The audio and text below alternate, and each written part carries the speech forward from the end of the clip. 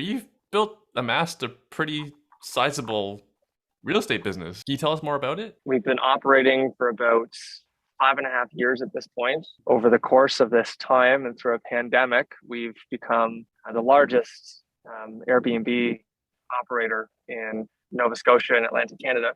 And along the way, we've now grown to have 100 different properties under our management. And we got about a staff of 20 people that run the show. Now we're growing into developing, which is why I'm standing on the peak of a mountain, because it's the only way to get cell service. But we've moved from managing into creating.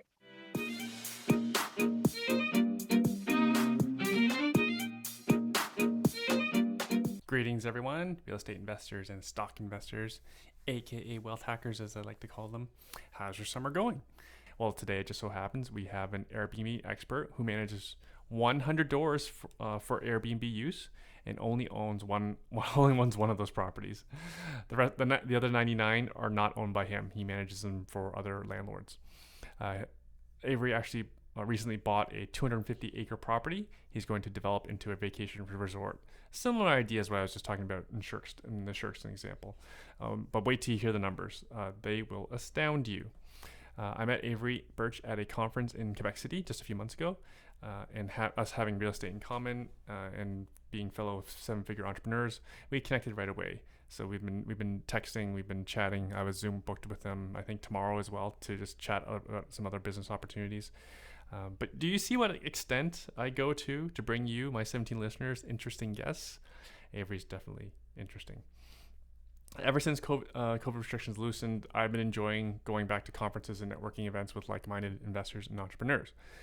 So if you're looking for the next can't miss conference, you'll want to save the date, Saturday, November 12th, all day for the Wealth Hacker Conference. Live and in person. There's no Zoom option. There's no virtual option, near the airport with plenty of free parking. Just go to www.wealthhacker.ca for details. And also, if you're following me on social media or on my email list, you'll see opportunities to save money. We have promos running from time to time. But the truth about the conference ticket pricing, the sooner you buy, the more you save, because the prices will just consistently go up until the date of the event. And if you're one of those who likes the VIP experience, those tickets will sell out. So you probably want to take advantage of cheaper prices and making sure you actually get a ticket so you avoid disappointment. We've hired speakers and sponsors for all the things that you need to be on the most efficient path to your financial goals, so you may have more freedom in your life and how you spend your time.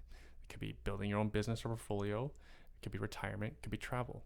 Whatever it is, you're going to have some takeaways from the conference. Wealthhacker.ca for details. After interviewing Avery, maybe I'll diversify into Airbnb a bit, because with all the experience Avery shares today in operating 100 Airbnbs, we get an insider's look into which property style for Airbnb offers the highest return, including what Avery avoids. And also, Avery shares the story about how he identified properties to start managing. Especially for you younger investors out there who don't have a lot of capital, again, Avery does not own the vast majority of the properties he manages. So he actually gives some tips on how he got started, and I don't see why any young hustler could not do the same. Please enjoy the show.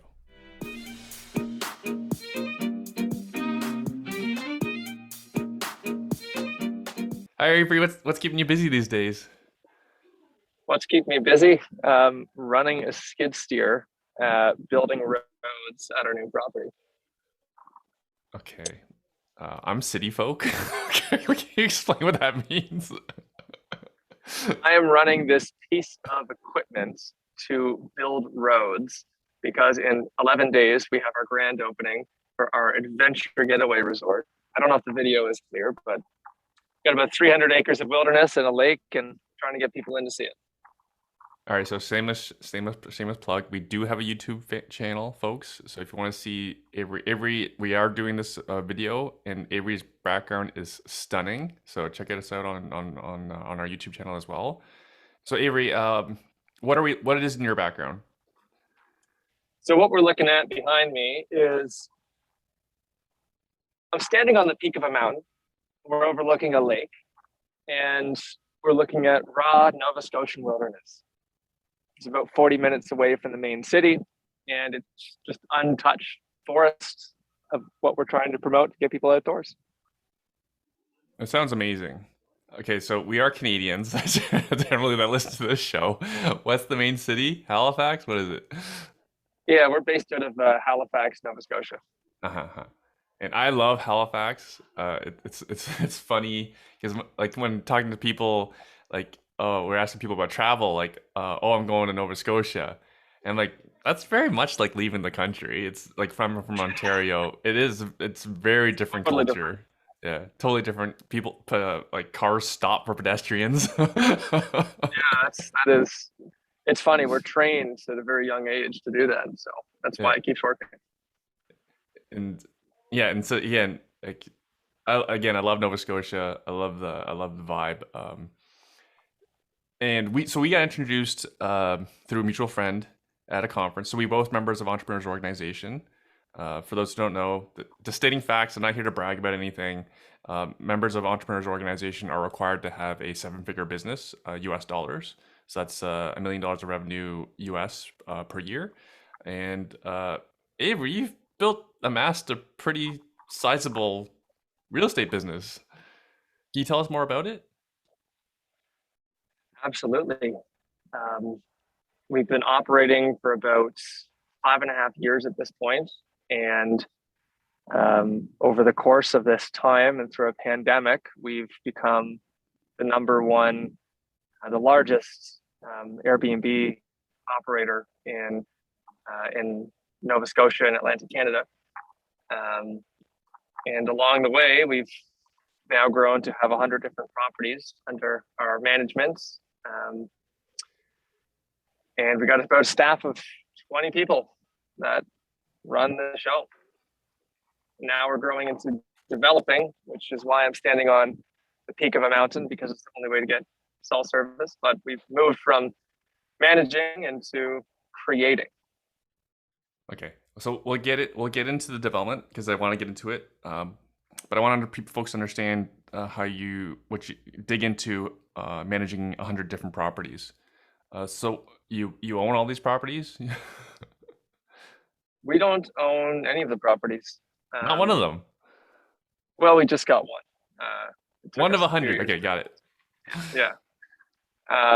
No, we don't own any of them. We have either management contracts with the people who own the spaces, or we'll take on commercial leases in the right zoned areas and turn them into essentially a boutique hotel. But we're essentially catering to people that come into the city for 7 days to 20 days. That's our type of client. So what gets covered in the news is often, where a tenant, like a regular tenant, will sign a lease with the landlord, and then without the owner knowing, they'll operate an Airbnb. Is that what you accomplished Yeah, here? You duped no, 100 homeowners into renting out to you, and you convert them into Airbnbs? I wish I was that interesting. No. Yeah, I hear that story a lot. To get our very first property, I would say I wasn't very exact with what my intentions were. However, once I had that one, I could point to it for all the ones to come and say, "Look, we're successful. This is what I plan to do. Please let me do this." And then later, I've become very close friends with the person who gave us the very first property. So we're all good. But yeah, it was an interesting start, and then from there, we're 100% above board, and landlords love us because we are just super diligent. So we treat their spaces like nobody else does. It's sort of funny, actually. What's the terminology for this? There's all these new terms like house hacking, for example. I only learned like 2 years ago. What's the term? Is there a common term for Term, this? yeah, in the short-term rental space, it's called master lease. So if you Google that, master lease, Okay. short-term rentals, you can learn all sorts of things about it. It's essentially, we get a lease, furnish, re-rent for a markup. We're catering to clientele that need to be in for different things than a year. Interesting. Okay. Just to put out a joke because it's in my head, I have to say it. Because in real estate here, master bedroom is no longer the master bedroom, so now it's the principal or the primary bedroom. So maybe we Really? should, maybe you and I here will start the term primary lease. That's a funny change. Yeah, let's do it. Hey man, you We're the primary. put it on, start promoting it. We have primary leases, and then you'll coin the term. I sort of like that because I can pitch and say, yeah, we're the primary leaseholder, and here's what we do. That's great. I actually quite like that. Yeah, it's very politically correct because we're inclusive on this show. Capitalists, socialists, we love them all here. We'll switch as of today. So what is the typical property? Is there a typical property? Are you talking about apartment buildings, like 30 units, or are you talking about like single family homes that on Main Street, Halifax? Anything goes. The only one that we don't touch is condos. Some cities, as we've looked to scale out, are condo cities, and some cities are apartment cities. For instance, Calgary is primarily condos, and Halifax is primarily apartments. They're completely flipped of each other. So we'll touch apartments, we'll touch single family, we'll touch duplexes. Basically anything but condos is everything we do.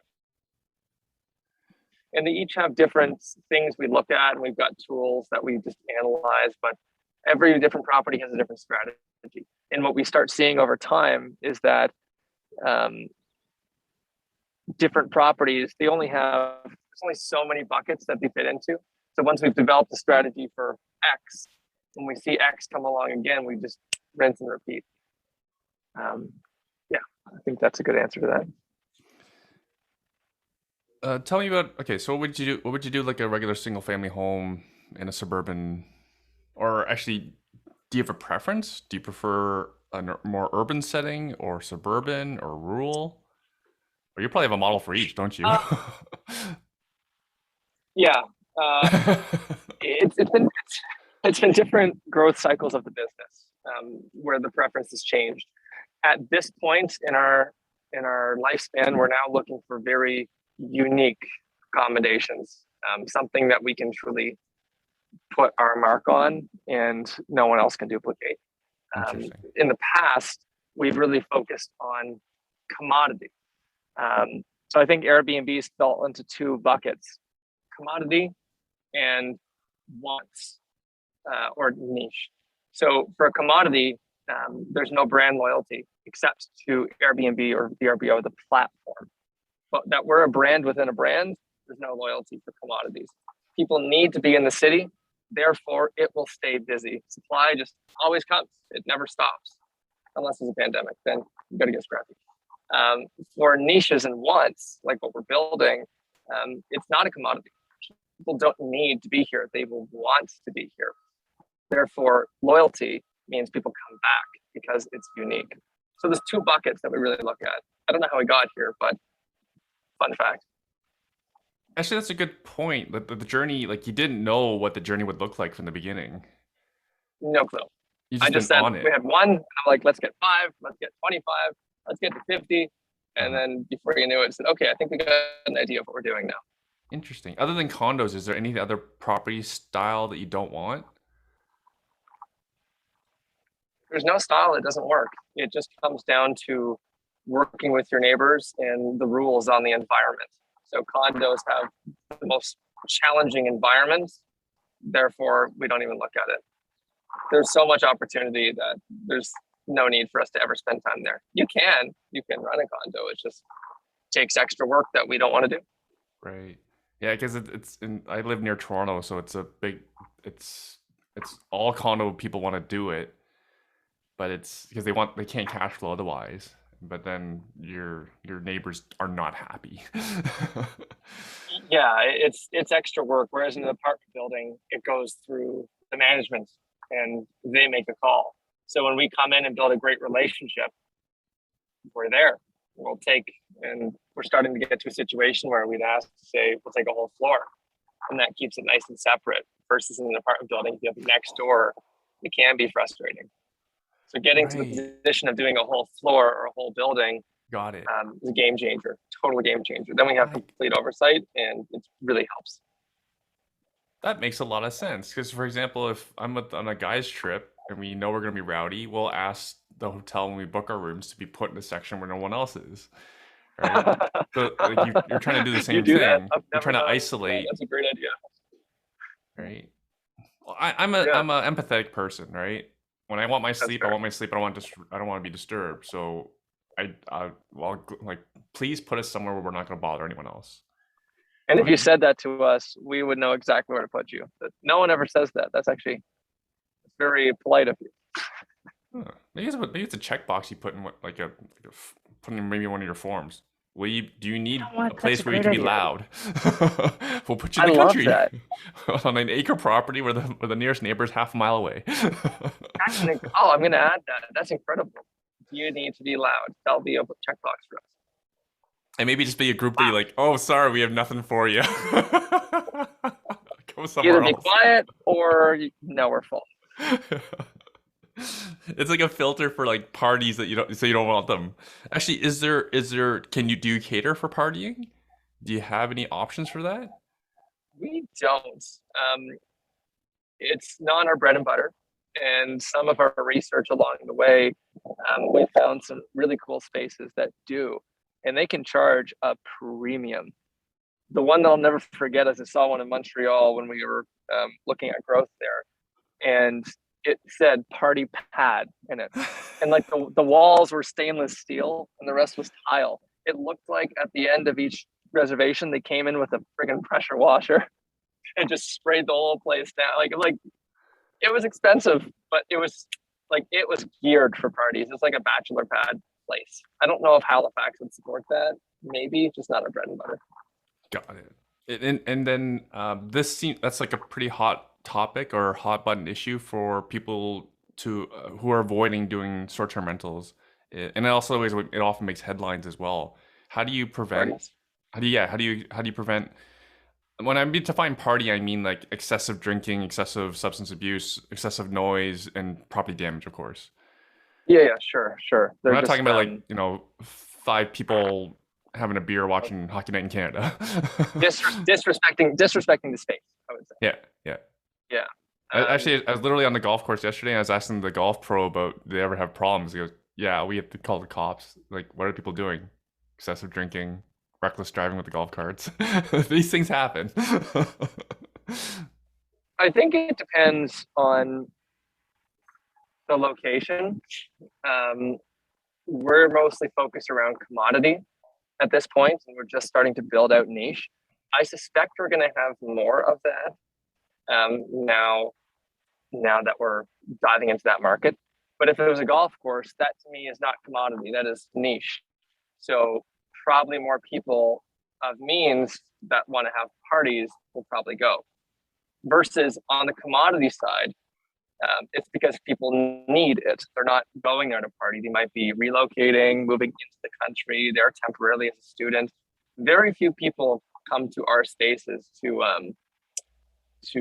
just have a weekend away, only in peak season. But there's 2 things that really keep parties or people who disrespect the space away: price and minimum stay requirements. That's a game changer.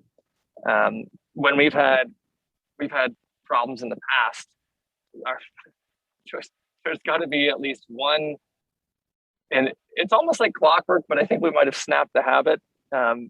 There's like once every year or 4 years in a row was a big old drug party, and we'd have to go.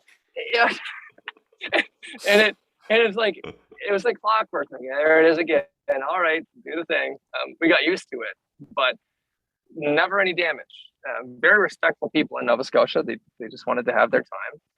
However, it became loud and disruptive, so we had to kick them out. There's rules around that if you wanted to dive into that subject, but you can bring the police in. They're not actually a tenant, so they're a guest in your house, means you can forcibly remove them, et cetera, et cetera. So there's mitigation, but why that happened over and over and over was price. It was in the winter when we were most eager to get bookings, and we lowered the floor too low. And that allowed it to be something attractive for, let's say if the space was $100, 4 people chip in, it's $25 all of a sudden. So don't be the lowest priced in the market in the winter. It's not worth it. It's just not. That's actually wonderful advice. That's the And biggest that's pretty much takeaway. all you need to do to screen? Yeah, price. In there's other things too. Okay, one other big screening tactic that our managers use is if someone is reserving a space within our city limits, like if it says they're from Halifax, well, they better give us a good reason as to what they're doing, and Yeah. we'll actually meet them on check-in just to make sure they are who they say they are. Anybody else that's not from Halifax, it's all automated check-in. You're coming here from Arkansas, you probably need to be here. But if you're here from Halifax for one weekend, I'm like, I don't know. I don't think we believe you. So that's a very small percentage, but those two things, price and anyone from the local area, meet them on check-in. And if they're carrying bottles of vodka in, we've actually caught people in the process and say, no, you're not doing it. You can cancel, we'll give your money back, just leave. Okay. And there's no recourse for them to like leave like a 1-star review or something like that? They know what they're doing.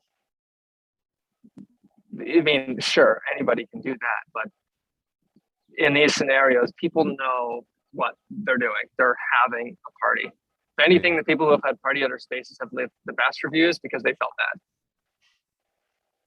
which is sort of funny. Hey, we know we were really ridiculous to deal with, so you did great, 5 stars. Okay, I think that's a Nova Scotia thing. I don't think that'll happen in Ontario. Yeah, it's East Coast hospitality, I think. That's hilarious. It's funny because I booked an Airbnb for Ottawa recently, and I understand their concerns. So when they ask what are you in town for? Like I'm here with I'm coming from Toronto with I live and staying with my wife, my videographer, and we're here for business, taking some meetings. I'm 40 plus years old. Feel free to Google my name. I'm not a partier. I didn't say that, right? I didn't say I'm not a partier. I think that's like probably a red herring. There's something I just thought of, and one thing that's always stuck with me for anybody who's listening that wants to get into the Airbnb space or is already in it and has had a very unfortunate booking where people have been disrespectful. The percentage of that happening is so small. Anybody who's experienced that is an individual property owner or maybe two. It's just bad chance. It's a bad roll of the dice because we've got 100 units. We have one incident a year. 99% just fine. So it's like 99.5% fine. So anybody who gets it with just one space, it's just truly unlucky. This is all fascinating. Okay, Avery, I don't know how much time you have, but I have a lot more questions. Keep going. Cut me off. I'll ramble. Okay, question around management then. Have you ever had a short-term person stay and cause damage, and you've had to go back to them to get money? Yeah, it's always small things, never anything big. And you just do it through the resolution center at Airbnb. They'll cover it. You'll always get it somehow. The larger the cost, the more annoying you have to follow up with Airbnb, but it's all quite easy. The money comes back. Just might take some time. I'm just maybe it's a cultural thing. I'm just impressed how little problems you've had, or it's just good screening. I don't know. We probably do have problems. I've built a good team. We've got good processes, and we're just diligent. So it might just be Halifax. It's a very special place. Yeah.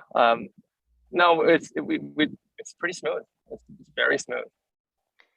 For someone looking to start to say someone wants to do Airbnb their own property, what do they need to start with?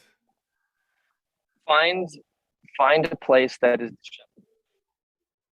Absolutely. Find a place that is disheveled. That is not nice. That is not put together. No, seriously. the places that are nice means there's demand, means the landlords have power, and why would they trust you? Places that are disheveled means they're not in demand. And if you come along making an offer, it'll actually get looked at. And typically, people who have disheveled places are small mom and pop landlords that you can actually have a conversation with the decision maker. So grab a disheveled spot for a low rent and then paint it. We used to not paint spaces because I didn't want to I didn't think I'd get the cost out of it. But if you say, hey, I want a 2-year lease on this spot, you can get the value back from that painting. So paint it, decorate it really well, celebrate its quirks in your listing, and you'll make the best margin and you'll be able to get your foot in the door right away. Do not go premium to start. I made that mistake. Oh, I think I made that mistake too. my Airbnb was nice. My very first space was disheveled, but we quickly after thought, oh, we need to go premium. So I did start with a disheveled space, and then looking back at it, that was the best decision. So now we do it time and time again. We look for places that are not perfect because we get a good deal. We have a good conversation, and it just goes longer. So now we'll sign like 5-year leases on places. Right. But I'm thinking with a disheveled place, like the landscaping will likely need a lot of work as well. And that's something you'll take care of? Sorry, say that again. A typical disheveled property, especially rental properties, and this is why neighbors often don't like rental properties, is like for example, the landscaping hasn't been taken care of. So that's something you take care of as well. Take care of it. Our goal is we never want to talk to the landlord. We run the property as if it was our own. So we'll bring in landscaping, we'll bring in all the cleaning, we've got our own maintenance. Like if we've got a problem, we just deal with it. And then after the fact, say, here's some stuff we've paid for. Can we get some of this back? No. Well, all right. We make the margin we need, and to service our customers, it's a cost of doing business. Mm-hmm. So that's held us up for a while. It's not looking at who owes what. It's just at the end of the day, this is a business. We have a space and we need to maintain it. If it costs us, it's unfortunate, but it's cost of doing business.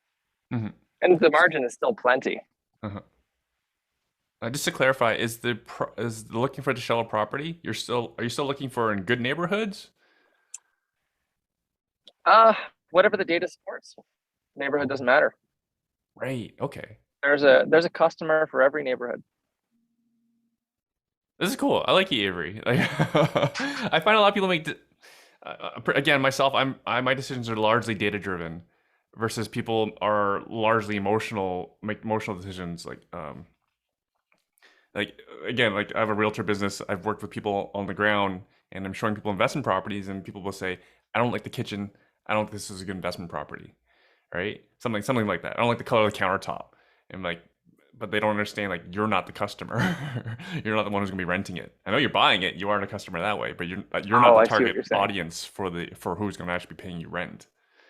Right? So they should be looking at the numbers versus how the kitchen is fit out. That's not. Yeah. They're not the one buying the kitchen. Exactly. Every piece of real estate I ever look at or recommend to a client, it's because it's all data driven decision. All I see is ones and zeros and dollar signs, right? I don't care about anything else. Like obviously there's soft parts of it, like how I judge a quality safe neighborhood with nice neighbors and stuff like that. But again, I see dollar signs behind that, because I have to know if it's a nice neighborhood, it's near a nice school, I can get more rent. So again, it comes down to a dollar figure. Right. So there is a platform for that we use, that anybody listening who hasn't looked it up, just make data-driven decisions. There's a company called AirDNA. We've all used it. If you haven't, use it. I should get some promo from this company. I've recommended them to everybody.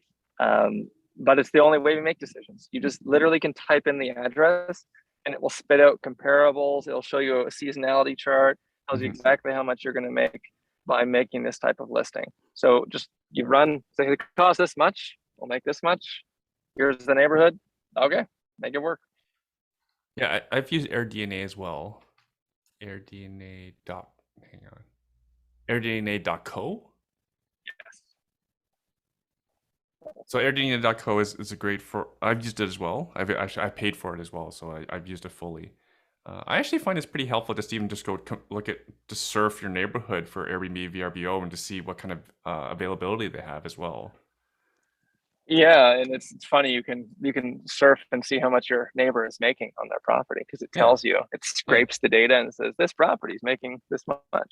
It's funny when yeah, you can see, oh, now I know our neighbor's making 70 grand on their basement suite. Interesting, interesting. yeah. Fun to know. Yeah, and then I'll basically the marketing term is hack. I'll dig into why if they get more rent than I do, I'll go through their listing and try to understand what features they have that maybe that's why they get more rent than I do. For example, a good friend of mine, he has vacation properties in Niagara Falls, and his niche, his go-to strategy is hot tubs. Yeah, Right? He finds hot he gets tubs, good old hot tubs. I believe he said that his properties get double the rental income of properties that don't have hot tubs within his own portfolio. So you better believe he's getting a hot tub for every property, even though it means his maintenance costs go up, his cleaning costs go up, but the rent more than covers it. That's actually a strategy of Vacasa, the world's largest short-term rental manager. They have a hot tub program where if you want a hot tub at your space, they will pay for it, cash flow it, and take it off your monthly earnings until it's paid for. So they know how well hot tubs work that they'll put their money where their mouth is and they'll buy it, and then you pay it back. It increases revenue by 30% on average. 30%. Wow. Market dependent. There was Yeah. also a study about hot tubs, which ones do the best in near colder areas, mountains, and activity. Uh, doesn't make the same effect in a city or hot places, of course. So if he's in the mountains, that absolutely. Like if you're at a ski hill and you had like a hot tub is necessity because you have activity, cold, and mountains. So it's Hmm. triple whammy. Hmm. Hmm. I have this FOMO issue. I feel like there's questions I'm not asking. I'm sure my listeners are like, they're full of questions as well, and they're like, "Erwin, damn it, ask this question." Then try me with some of the really hard ones. Then some of the hardest ones, or the most uh insightful that you won't learn anywhere else.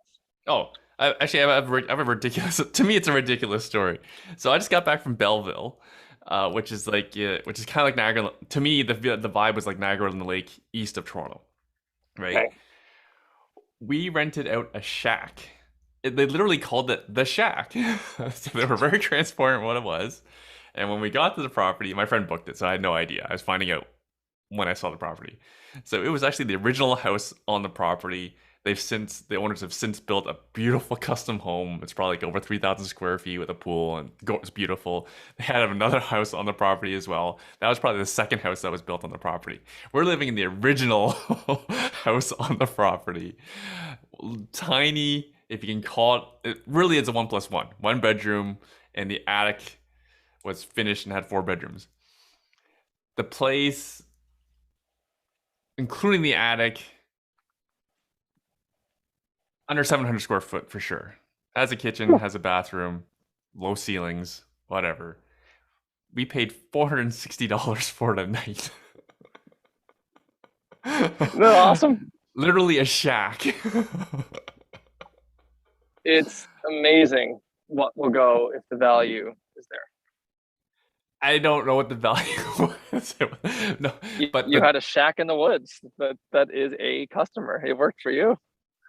uh, and for that market, there was nothing else. That was actually the last property available. Oh wow. That market was just there was nothing else. Specifically, this was Prince Edward County, um, uh, so there was nothing else. The demand was just that high because, like Niagara on the Lake, it's the weekend. Uh, I stayed at a hotel the night before. All the hotels were sold out. The Wow. the vacation demand was just that crazy, and Okay, we so the ended up place paying. wasn't like actually spectacular, but it was more so supply driven. That's what I would say. I Gotcha. think some people would think that's a nice experience. When I saw the place, like like yes, we're in the middle of the country. The lake is, you know, a 100-meter walk away, right? Um, when I first saw, like, you know, let's go back to the hotel just by the highway. That's but again, I'm not their target customer, obviously, but they got their money, so I'm very impressed. Good on them. I'm a social capitalist, so you got that money. Good on you, right? You earned it. Yeah, you earned it. Like, I don't feel robbed by any means. If this is the last place available to rent, you earned it, right?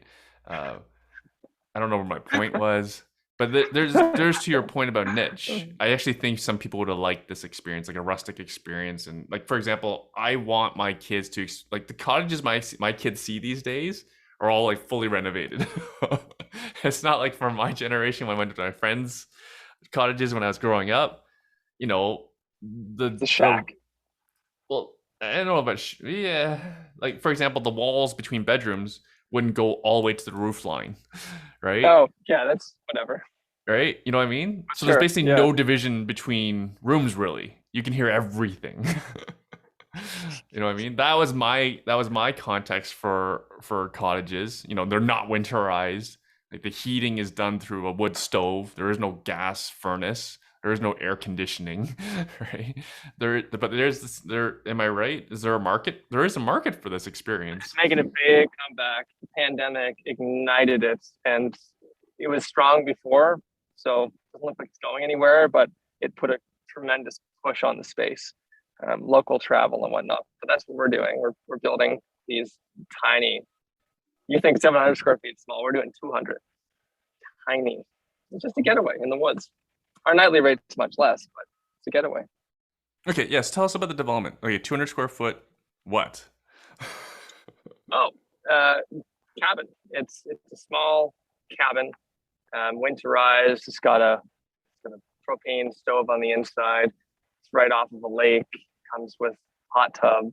Um, Comes with hiking trails and four wheeling. It's an adventure getaway. So it's not so much the space and the size of the space that matters. It's what value does the person get for being there. One thing that inspired me for just how simple things can be is I once read this story 5 years ago that someone built an igloo in what's the park in New York again, the main one? Central Park. Central Park. They built an igloo in Central Park, put it on Airbnb for $60 a night, and they had customers. It sold out instantly. It's like, oh, that's great. It's you can do anything. Anything. They took snow from a park that wasn't theirs, and they said, "Come on in. We're open for business." It's like that's amazing. So we got shut down after a week, but they made $600. So there we go. Great. So again, it's not the space; it's the experience. Space is just a vessel to have the experience. So we're building tiny accommodations. We're building glamping accommodations, like safari tents with really nice furnishings, nice stove inside. And what it comes down to is all the amenities that we get. So our turnkey cost for safari tent is around $5,500 set up. And then in peak season, it'll turn out 4,000, 4,500.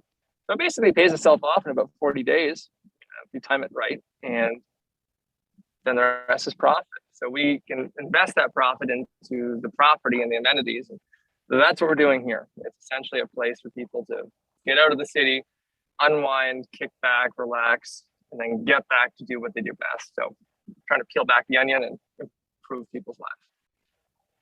This is wild. Because again, Thank you. that's because why I want to talk to you is because again, you have a large data sample to draw from to make your decisions and to share on the show with our listeners, our 17 listeners. Yeah. No one listens to the show, by the way. I don't know why you decided to come on. I just like talking to you. Thanks, Avery. So you could have done anything, and this is what you've chosen to put your own money into. Yeah. Because you started off pretty early in the podcast saying like you want unique, and this sounds very unique. And there's no ski hill, nothing like that. It is just like that's coming in year experience. 3. Sorry? You're saying you're gonna build a ski hill? it's going to be one run. It's going to be just for me. But yes, I'm building a ski hill. We're going to pump from that lake, and put the water onto this and then go snowboarding. But just for me. What do you mean just for you? Okay, so you're gonna take your ATV up the hill. That's how you can get up the hill. I've seen these things on YouTube where people can I can make an electric winch set up for like $5,000. It can pull me up the hill. I don't need a lift. I don't need a fancy tow rope. I just need a motor and a pulley, and then you're done. So $5,000, I can get up there. Will guests be able to use this?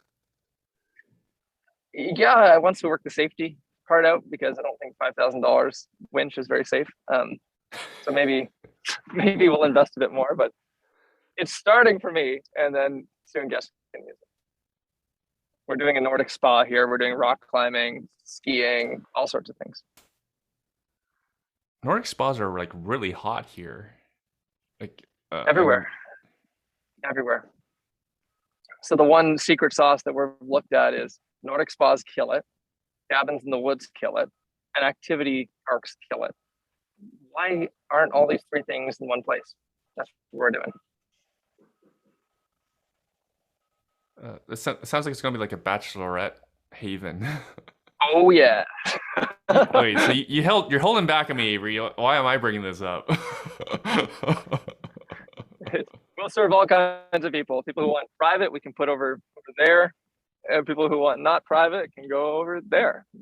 Party City. This is huge. It's like 300 acres over here. Looks like a screensaver. Just that back to the checkbox. He said, "Do you want noise? Yes. Do you want noise? No." One thing that drives me bonkers about Nordic spas is you have to be quiet. Really? Yeah, so I'm actually going to what's called a banya. I've never been to one of these before. I'm going to I think it's a Russian thing. Apologies for my ignorance to the listeners. We might have one of our 17 listeners that actually knows what I'm talking about. But yeah, like a Russian spa where you are allowed to talk and socialize and even have an adult beverage, but like sauna and like hot and cold treatments, whatever. And then my own experience up in Collingwood in Ontario, which is a huge, which is probably the best ski. It's the biggest public ski resort in Ontario. It's a massive bachelorette destination. Blue Mountain, yes. Yeah. So it's a Blue Mountain is a massive bachelorette destination in the summer, which is their off season, because of Nordic spas and quote unquote mountains. That's Ontario. It's not mountains like out east or out west or Alberta, but yeah, it's mountains, and it's an hour from the city, but they draw and they charge a ridiculous amount of money, and they're busy. Yeah. So I imagine that could be the same for you. There's actually really, you're totally right. And thank you. This is a fun, and there's this conversation around reoccurring revenue. Building a business around reoccurring revenue is the smartest way to build a strong company. And for the longest time, I started searching everywhere else to think, how can I have a company that has reoccurring? And someone made it evidently aware to me that we do have a reoccurring revenue business, but it only really gets activated in the niche part, not the commodity part, because we built the space that is accommodating, affordable, and people will keep coming back over and over and over. So with that knowledge, we've considered maybe we add a subscription or something, but Airbnbs can be reoccurring revenue, which is an incredible investment. Fascinating. And then explain, okay, so for the novice, explain why not just build your own platform, have your own website, and do all your bookings on your own, out of your own business, whatever, versus why would you host on Airbnb? Like, for example, what is Airbnb? What do you have to pay? What do you have to pay to Airbnb? Airbnb bills the customer, not the host. It's a neat way that we don't really feel it, but they're marking it up 10 to 14%. It sort of varies, no explanation, but we never see it. So it doesn't, you don't feel it. It doesn't hurt. Bear with me. I'm getting loud noises. There we go. We don't see it. We don't hear it. We don't feel it. So it might as well it doesn't even happen. Other booking platforms like booking.com bills the host. So we actually get an invoice saying, pay this money. Well, it feels different. So Airbnb did something right in their design that it's a no-brainer. And for the novice, the big lesson I learned years back that led to my growth to come here was sell in bulk. Don't sell individually. You're going to spend the same amount of time, might as well sell in bulk. Airbnb is the world's largest platform. Why fight that? I'm not trying to win that race. So work with them. We'll both do better. Simple. And what was your experience with the other platforms, like there's VRBO, for example? Yeah, it's we started on Airbnb natively, and afterwards wanted to bring in other business. It depends upon what AirBNB again gives you demographics of where the buyers are coming from. Most buyers in Canada are Airbnb. The largest holding of VRBO is US, and Booking.com is European. So depending upon what customers are coming to your market, you might want to consider those different channels. From our experience when we went through setting up on Booking and VRBO and Expedia and these other ones, it really became so clear why Airbnb became a unicorn. They made it easy, and the others made it unfortunately complicated for no reason. No reason. Mm-hmm. So that's the difference. Airbnb is just effortless, and that's why it took off. So, okay, I have a lot of questions. There's actually a question I missed, so apologies for coming back to it. So for your business, I'm sure people who want to start this business, I'm sure they're wondering, how do I convince a homeowner, property owner to rent to me? That's a good one. And like, what kind of sureties do you give them? Like, because again, I'm sure these same people have read the same headlines. You know, see, you want an Airbnb, you want to do what to my property? It's going to be bachelor parties, or people puking, throwing a keg through the window. Kind of like all the stories you get around student rentals as well. I actually coached someone on that question. It's really anything that you can offer is going to help your case. Going after the disheveled space is the best way because you're going to get your foot in the door. It's all about getting your foot in the door. When we see a listing that we like, we'll message, say, hey, I love the space. When can I set up a viewing? In person, you do the pitch. You don't do the pitch before you meet. Otherwise, you'll never get a space. So we don't say, hey, I like your listing. Can I Airbnb it? Who would answer that? I don't. No, like, yeah, no right away. So, no right away. Love the space. Would love to view it. Then you're there. You meet and say, hey, this would actually do really well for what I'm looking for. And here's what we do. I can say what we do now because we've got that. But once you have one space, you can point back to it and have success. So getting the first one, it just requires a little bit of grit. A cool offer that a friend of mine came up with for him starting was he would offer, like, I can pay you 6 months advance rent right now. And I was like, ooh, that's clever. So having the That's ability. A heck of an offer. It's a heck of an offer. Yeah. So like you want to get your first space, make an offer they can't turn down and call it marketing, because every space after that's going to be a lot easier because you can point to saying, I'm successful and I'm going to do it again. Versus in the beginning, I don't know what I'm doing. Can I have this? It's a bad pitch. So 6 months up front was one thing. And see, money talks in real estate. So if you can put more down up front, it's fine. You just gotta believe and you'll make it back. Mm-hmm. And then if you don't have that money to put down, it's really talking about character. It's like, this is my job. I have stable income. I want to create a side hustle and get into property management. I've made a surefire plan. Here's my steps. This is why this space works. I'd love to have it. And then you have a conversation. It's just negotiation. You'll get turned down 4 to 5 times, but the 5th one, you just look at 5 places. Got it. I think that's what we did. I think it was the 5th place I got. So it's not like KFC. It didn't take me 1,000 pitches. It took 5. Yeah, so it's much better than that. Yeah, no, it's not hard. It's just grit. So of the 100 properties, 100 doors, how many clients do you have? Are some of them bigger and have a sizable portfolio, or a lot of these like mom and pop landlords, like 1-3 properties? It's mostly mom and pop, but then we started working. We started working with small to mid-sized property management companies, and at this point, we have organic referrals because we do a good job and we're accountable.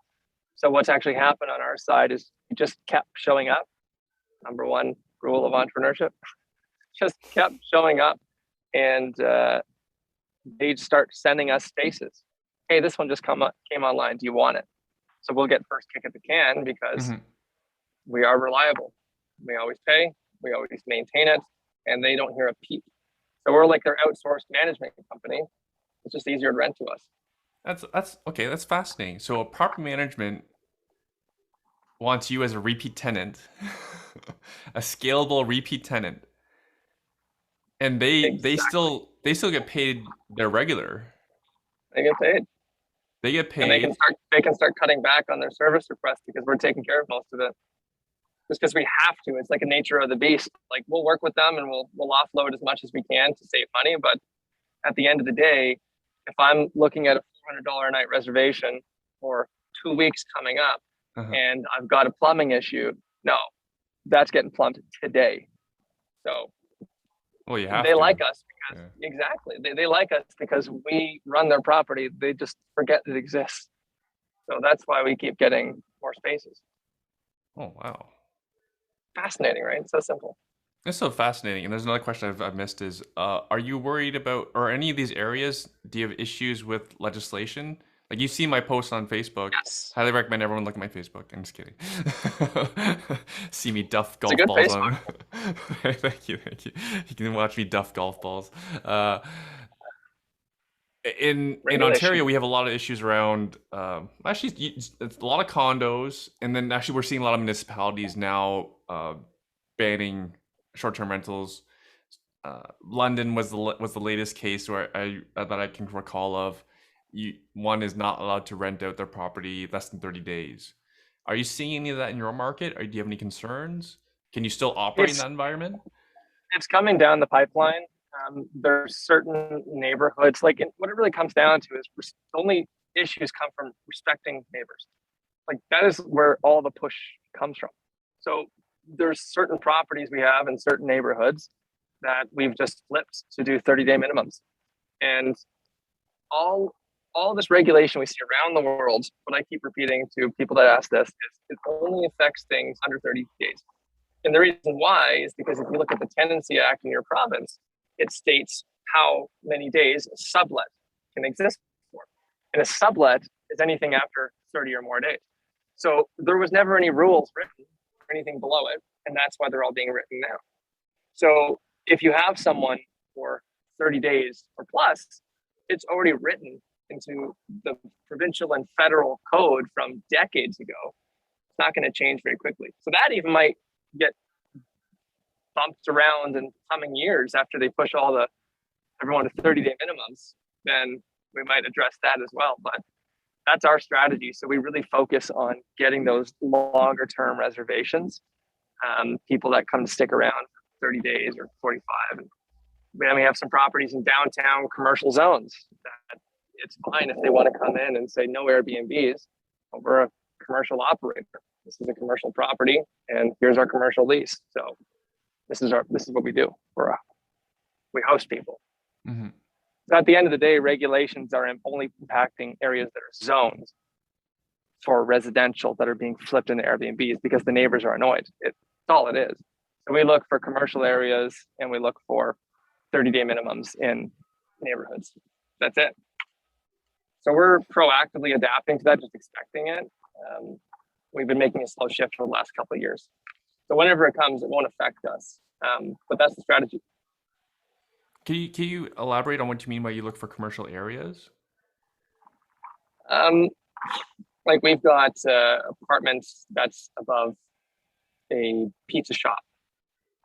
It's on a main strip, and while they are apartments, that building is zoned commercially, so we can operate it. One that we took on was downtown. It was above a convenience store, and while it was apartments, again, the zoning allowed us to make it into a boutique hotel. Zoning matters. we don't actually dive into like setting all these things up with all these permits and whatnot, but we look for the right safety net. And if the situation comes where we're talked to, then we say, well, we're in the right spot. So we haven't had problems yet, but we have contingencies for if it does come along. And that's been our growth now, is really focusing on commercially zoned areas just to beat people to the race. So when I look at an investment now, it's like, okay, commercially zoned. And on the Airbnb side, what we just did, we opened up a hotel today, actually.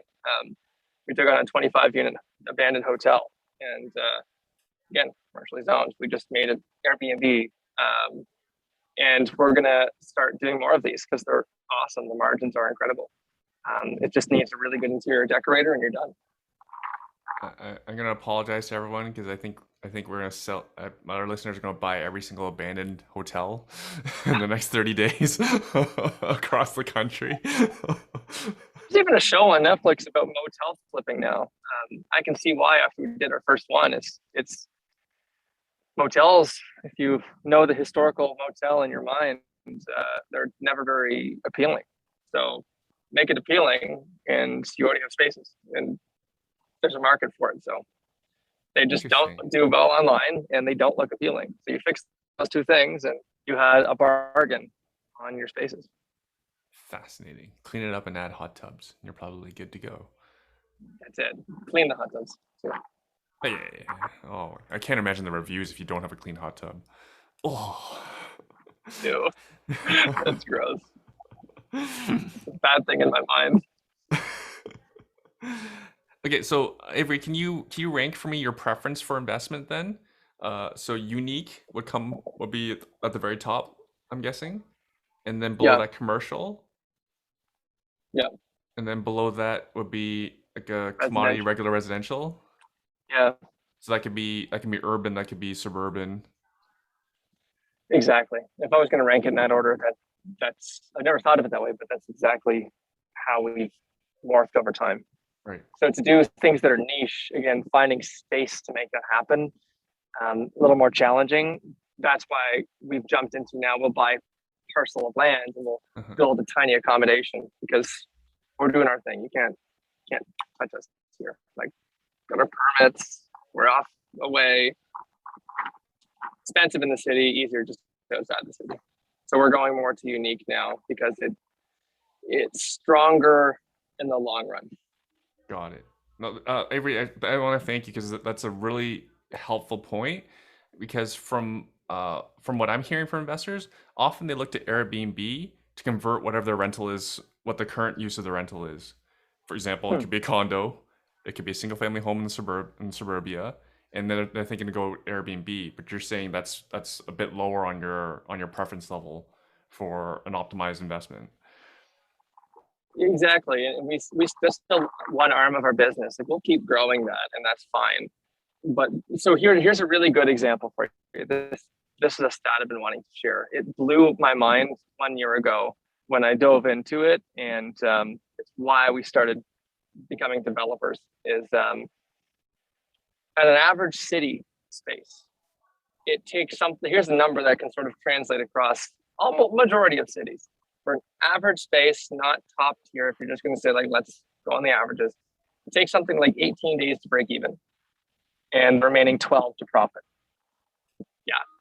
So, the margin's okay, but you got to sell every one of those nights. So if there's turnover days that you don't capture, you're just losing profit. So there it is, 18 to break even, 12 to profit. Over the course of a year, the summer's different. The summer peak season's like 5 days to break even. It can be. Right. With our cabins, it is 3 days, 4 days to break even. The rest to profit. So it's a quantum shift. It's almost like 8 times better.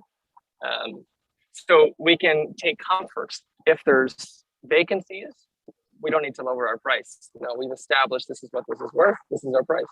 If it's slower in the winter, then that's fine. We don't need to sell. And that's what sort of happens in the commodity space in Airbnb is during off season. Well, it takes 18 days to break even. Mm-hmm. So that's not happening, and like low, and it's a race to the bottom. So this is why we've made the switch. It's a lot more consistent, and the margin goes from like 30% to 65, 70. It's crazy. I have a feeling your winter months are gonna be busy. Like just what I see here, like ski Hot hills are tubs. slammed. Private membership ski clubs, I think their Oh initiation fees yeah. have doubled, Wow. right? Like they went from like no one was interested, failing businesses, to having like waiting lists now for private ski clubs, right? Is Oh, what a pandemic will change. I don't know what's going to happen going forward. I just don't think a lot of it's going to be. I don't know if people will change. You know what I mean? Like for example, even though we're all this recession talk, for example, Amazon Prime just had their best Amazon Prime ever, right? Which is like a Really? week ago. Yeah, they just had their best ever. Even though we still have supply chain issues. We're approaching a recession, or we're in a recession already. But just because my guess is part of it is because they have so many new customers, Sure. right? And I think Wow. people have had a taste of more outdoor experiences, and I think that might persist. It may come down a little bit, but I still think a lot of it will persist, right? Yeah. Yeah, there's definitely some things that have become sticky. And one trend that we've noticed is people became more familiar with their province, their country. Yeah. Traveling internationally might not be the question. And even now that we can, we're still finding new spots in, within 3 hours that we really want to do. We're now talking about exploring Canada. And Mhm. it was a thing, like before the pandemic, people had this shift of, I need to go to Paris. Well, you can just go to Collingwood actually. And now you've been exposed to it, although you've always known it's there, you've never actually been. Mhm.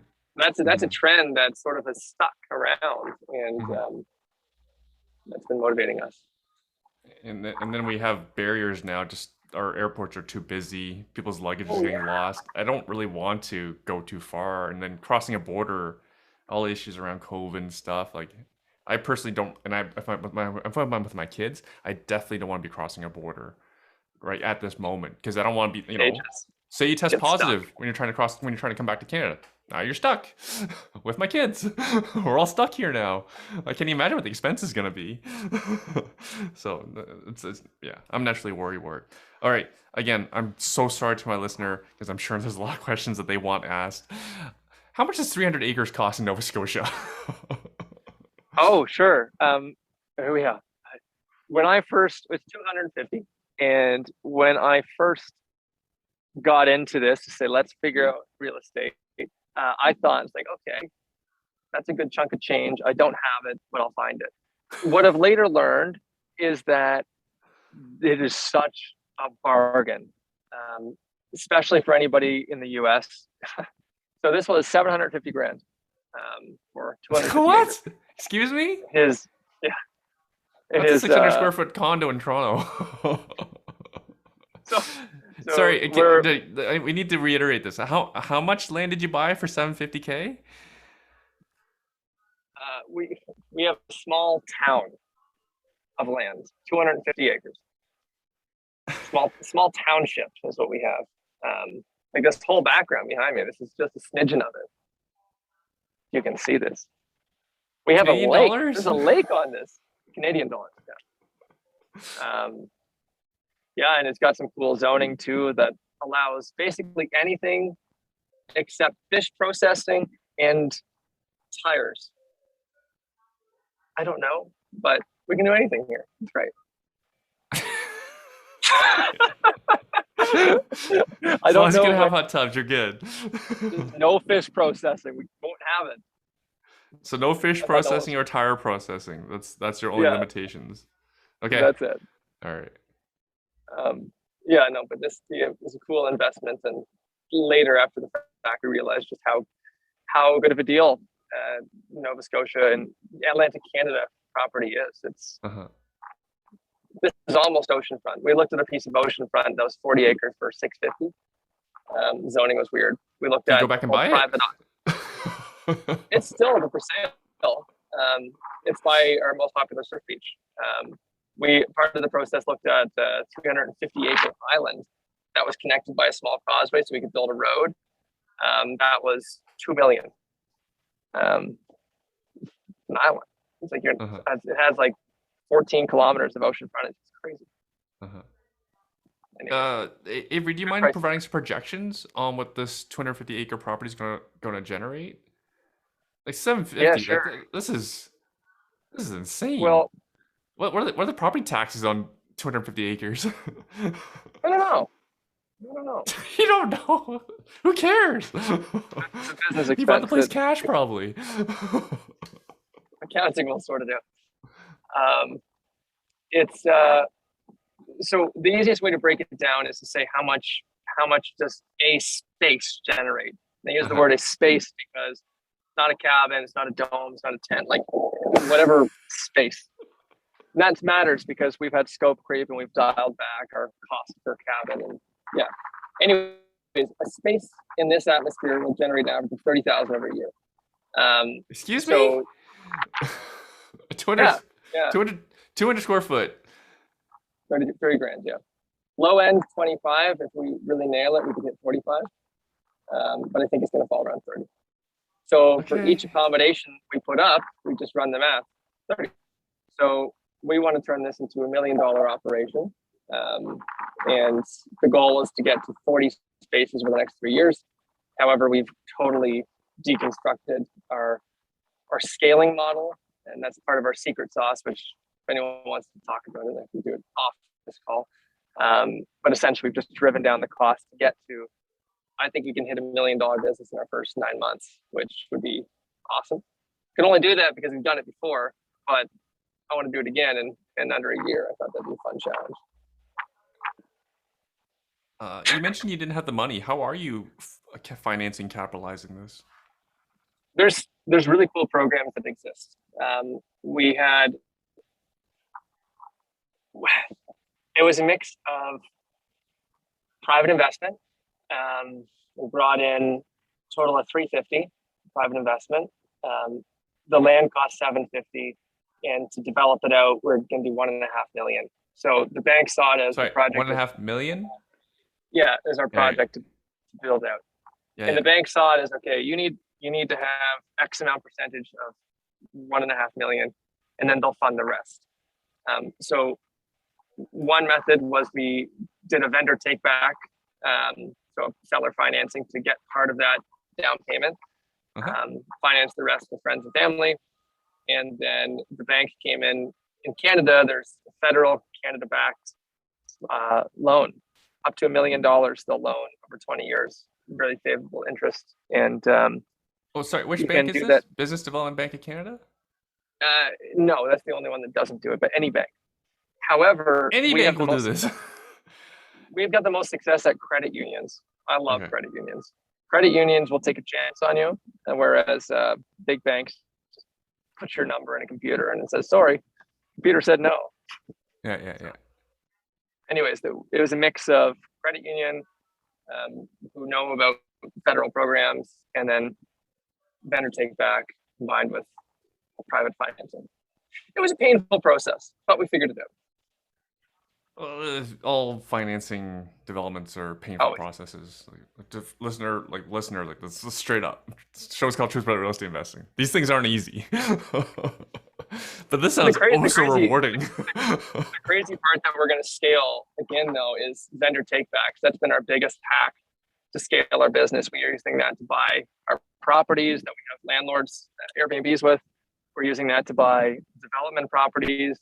Just make a deal. Hey, I'll give you your asking price. You contribute $100,000 to this, and I'll pay it back over 2 years. Plus interest? It depends. It's a discussion. Got it. It depends. It always depends. Right, and of course, to me, it means, of course, you're speaking directly to the owner. You're not going through an agent to have a VTB discussion. We went through the agent with this to be able to have that's a good agent. Confidence. Oh yeah, but it came because we had looked at 3 properties, and the last one we went to go make an offer on, someone else took it on the night of my wedding. And I was like, I'm done. I'm done searching. So we went back to the drawing board, picked 5 places and said, what's our ideal space? We ended up with this one. And by this point, we had done all of our research. We know exactly what we needed. We had been turned down multiple times. So when we came into this meeting, we just said, we want it. We'll give you the price, but we need your seller to play ball with us for some seller financing. Mm-hmm. They can throw 100 grand our way. We'll figure out the terms. We're in. Mm-hmm. And that's it. So just sheer confidence after failing is what got it through. Because the first people, they didn't know it's too complicated, but sheer confidence in a very good agent is how we got it done. Yeah, you want to keep that person's number for life. Most agents in my experience have no idea what vendor financing means. They're learning in this market. It works a lot better in a buyer's market too. Yeah. Oh, and just out of curiosity, and I'm sorry, I know we're way over time, so I'll let you go soon. Out of curiosity, you have trees to cut down and roads to build.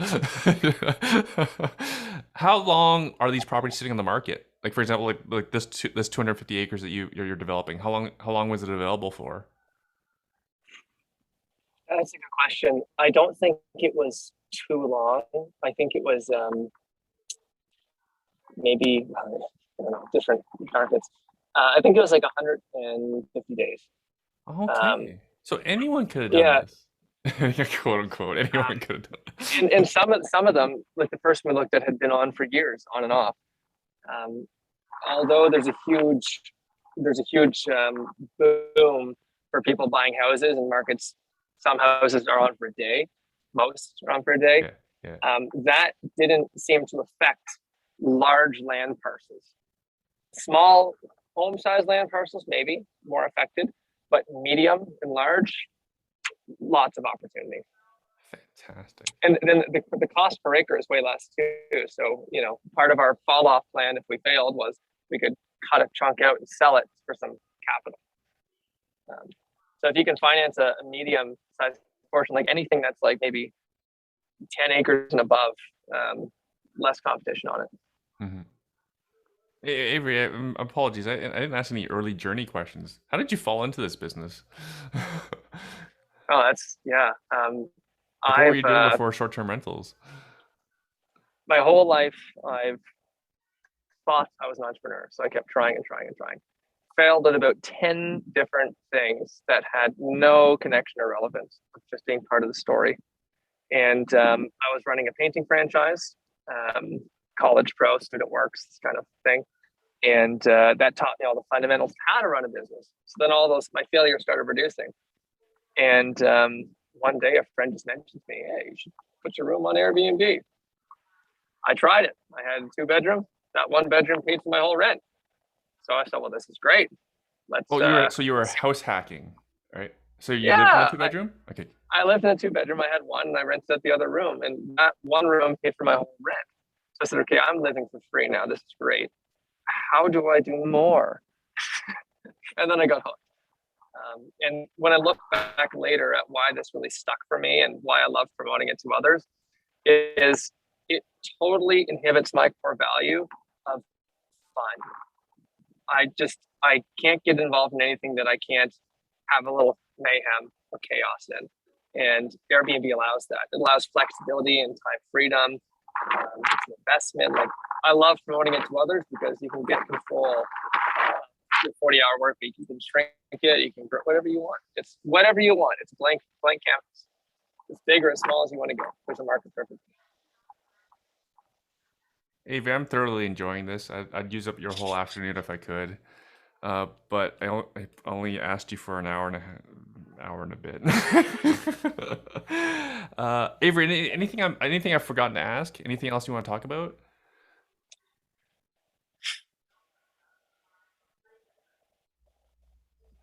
Well, actually, no. I said. Actually, I asked you. You're going to explain where the name of the resort came from. I don't know if that's even the right term. Porter's Peak. Porter's Peak. Well, there is a lake a very well-known lake in Nova Scotia called Porter's Lake. And this is right up against it. And it's at the very end, and it has a mountain on it. So Porter's Peak. We thought, and it gave us the right alliteration. It sounded good to say. It was multifunctional, so we can grow into it. Porter's Peak Spa, Porter's Peak rock climbing, Porter's Peak snowboarding, Porter's Peak. There's so many. It fits everything. I love it. And we also get the natural SEO for when people type in Porter's Lake, Porter's. Oh, what's Porter's Peak? So we might get accidental visitors who are just trying to go to the lake. I freaking love it. It's such a. I studied business in school, so I'm a bit of a marketing business geek as well. Like you borrowed from an established brand, which is Porter's Lake, to build it into your own business. Versus, some people would do Avery's Resort, get you no SEO value. Nothing. Yeah. So when you type in, you go to Google, and it's almost already on Apple Maps, and we haven't even done anything. I freaking love it. And then the URL is porterspeak.com. You got a .com. Good for you. And then like I mentioned off before we started recording, I thought it was Porter Speaks. Speak Porter Speak. That'll probably actually help people remember the name. Porter's Peak. Obviously, there's no apostrophe. Yeah, just Porter's Peak. Anything else you want to tell us about the development that I haven't asked? Other than the Instagram is also Porter's Peak. Facebook is Porter's Peak. Follow our Instagram. One of my co-founders, my business partner, Victoria, she runs the Instagram, and it is not only entertaining, it is also educational, and it's also going to make you want to come here. So our Instagram is very lively. Please check it out. And this is something that we're growing. We're going to be taking this model across the country. It's been a dream of mine to scale a company across Canada, and this is our niche. It's our bread and butter. And you are interested to learn more, or want to learn how to do it yourself, I'm happy to take your email and hop on the phone. Yeah, you and I need to talk. Sounds good. There's so much room in the space. So if we're not working together, I will happily help you, because there's no such thing as competition in this space. I'm going to edit this part out, so I don't want people competing for your time. Okay. Competing with me for your time. Doesn't exist. No time left. It's all gone. You'll book up all the appointment slots in your Calendly. Please. I would love to take this offline too. This is a fun chat. I want to learn more about what you do to Erwin. This is a fantastic podcast. Well, I'll stop the recording and then we can keep going. I don't want to bore the listener with what I do. Avery, for the listener, one last time, use the Instagram, Porter's Peak, also porterspeak.com. Avery, thank you so much for doing this. I knew you were big time, but man, is this ever fascinating. I loved how we got into the weeds. I was actually thinking how am I going to title this show? I think the title of the show is, if you're going to listen to a podcast on AirBNB, you have to listen to this one. So that's a good title. Thank you so much for being a wonderful guest and being so open. Yeah. And it's hilarious how we met. Introduction. We were both at the same conference, and our mutual friend met you there. He already knew me well. He's like, "Oh, you gotta meet this Avery guy, right?" Like we. And if you weren't there, I wouldn't have never gotten the introduction to you. So the point I'm trying to get to is, folks, is you need to get out there, right? You can't just sit back on your Facebook and Instagram and think you're going to make people and make connections, right? So yeah. Great point. Yeah, get out there and shake the tree. And then you're stuck with someone who's going to take up all your time. So I'm getting the value. My 17 listeners are getting all the value. Poor Avery. I'm having fun. Amazing. Thanks again so much for doing this. I was going to shut off the recording. And any final words? Anything else you want? Any other final words? Go out there and get your first space started, and you will never regret it. Fantastic. All right. Thanks so much. Thank you for watching. If you want to learn how to invest in real estate from scratch, my team teaches beginners how to use the #1 investment strategy that I personally use in a virtual free training class every month. Go to investortraining.ca/YouTube to register for our next class. The link is also in the description as well. I publish at least 2 to 3 videos a week here, so subscribe if you want to keep learning from seasoned investors like myself and my guests. And if you're just starting out, feel free to ask questions and comment below, and I do the best to answer each of those comments and questions myself. Again, if you're ready to learn the nitty-gritty about real estate investing from a professional investor, register for our next virtual class. That's at investortraining.ca/YouTube. Thanks again for watching. See you in the next video.